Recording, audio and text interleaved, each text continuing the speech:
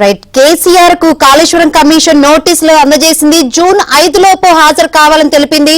అదేవిధంగా కేసీఆర్ తో పాటు హరీష్ రావు, ఈటలకు కూడా నోటీసులు జారీ చేసింది. కేసీఆర్ కు జస్టిస్ పీసీ ఘోష్ నోటీసులు జారీ చేసింది.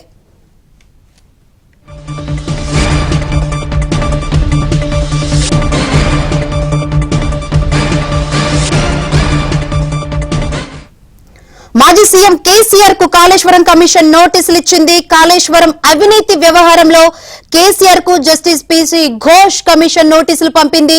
జూన్ 5 లోపు విచారణకు హాజరు కావాలని ఆదేశించింది. కేసీఆర్ తో పాటు హరీష్ రావు, ఈటలకు నోటీసులు ఇచ్చింది. ఇక ఇదే అంశం సంబంధించి మరిన్ని వివరాలు అందించేందుకు మా తెలంగాణ బ్యూరో ఇన్ఛార్జ్ నవీన్ సిద్ధంగా ఉన్నారు. నవీన్, ఇది ఒక కీలక పరిణామం అని చెప్పాలి. సీఎం కేసీఆర్ కు కాళేశ్వరం కమిషన్ నోటీసులు ఇచ్చింది. దీనికి సంబంధించి అప్డేట్స్? శంకర్, ఇది తెలంగాణ వ్యాప్తంగా సంచలనం సృష్టించినటువంటి అంశం. ఇది కాళేశ్వరం బ్యారేజీల నిర్మాణం వ్యవహారంలో నిజాన్ని నిగ్గు తేల్చాల్సిందిగా కాంగ్రెస్ ప్రభుత్వం అధికారంలోకి రాగానే జస్టిస్ పీసీ ఘోష్ అధ్యక్షతన ఒక కమిషన్ ఏర్పాటు చేసింది. ఇది ఇప్పటి వరకు సుదీర్ఘంగా ఈ విచారణ దాదాపుగా ఒక ఏడాదిన్నరగా ఈ విచారణ కొనసాగుతూ వస్తుంది. అయితే దీని కమిషన్ విచారణ గడువు ఈ నెలాఖరుతో ముగియాల్సి ఉన్నప్పటికీ కూడా ఈ కమిషన్ గడువును ప్రభుత్వం మరో 2 నెలల పాటు పొడిగించింది. అంటే జూలై 31 వరకు ఈ కమిషన్ గడువును పొడిగించింది. అయితే దీనికి సంబంధించి ఈ విచారణ సుదీర్ఘంగా జరిగింది. సో దాదాపుగా రిటైర్డ్ ఇంజనీర్లు, ఆ కాళేశ్వరం నిర్మాణం పనుల్లో పాల్గొన్నటువంటి అధికారులు, ఇంజనీర్లు అందరినీ కూడా ఇటు జస్టిస్ పినాకిని ఘోష్ కమిషన్ విచారణ జరిపింది. వాళ్ళ దగ్గర నుంచి సమాచారం అంతా కూడా తీసుకుంది. దీనికి సంబంధించినటువంటి ఒక నివేదికను కూడా ఇటు ప్రభుత్వానికి అందజేసింది. సో ఈ అంశాన్ని గత అసెంబ్లీ సమావేశాల్లో కూడా ముఖ్యమంత్రి రేవంత్ రెడ్డి కాళేశ్వరం ప్రాజెక్టు నిర్మాణంలో జరిగినటువంటి అవినీతిని ఆయన ప్రధానంగా అసెంబ్లీలో ప్రస్తావిస్తూ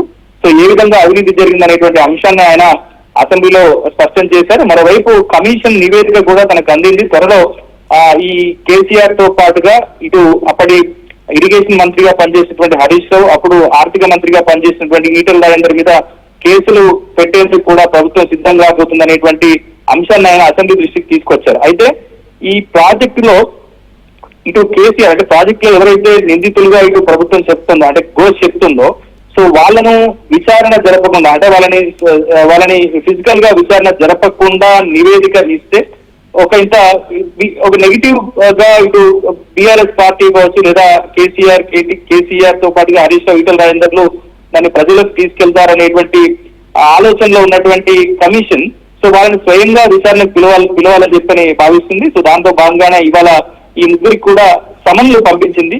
సో జూన్ 5వ తారీఖు లోపుగా వీళ్ళు కమిషన్ ముందు హాజరయ్యి సో కమిషన్ అడిగేటువంటి ప్రశ్నలకు సమాధానం చెప్పాల్సిందిగా, దానికి సంబంధించిన వివరాలు ఇవ్వాల్సిందిగా కూడా ఇటు కమిషన్ ఘోష్ కొద్దిసేపటి క్రితం నోటీసుల రూపంలో ఈ ముగ్గురికి కూడా పంపించారు.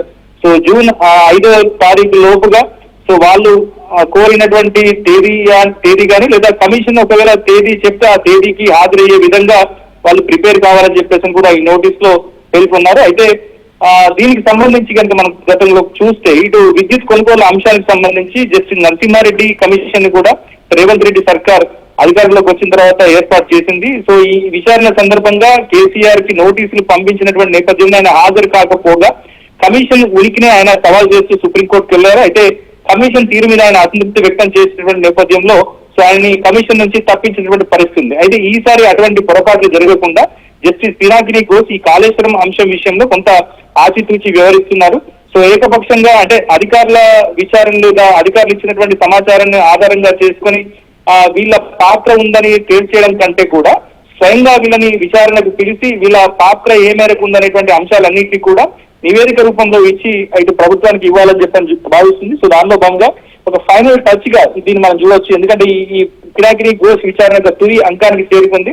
సో కేసీఆర్ మరి హాజరు అవుతాడా లేదా అనేటువంటిది మాత్రం మనం చూడాల్సి ఉంది. సో దాన్ని ఏ విధంగా ఆయన న్యాయపరంగా దీన్ని ఫైట్ చేస్తారనేటువంటి చూడాల్సింది. ఎందుకంటే వచ్చే నెల 5వ తారీఖు లోపుగా విచారణకు హాజరు కావాల్సిందిగా జస్టిస్ పినాకిని ఘోష్ నోటీసులు పంపించినటువంటి నేపథ్యంలో కేసీఆర్ ఏ విధంగా రియాక్ట్ అవుతారనేటువంటి మాత్రం మనం చూడాల్సి ఉంది. Shankar, right. Thank you Naveen.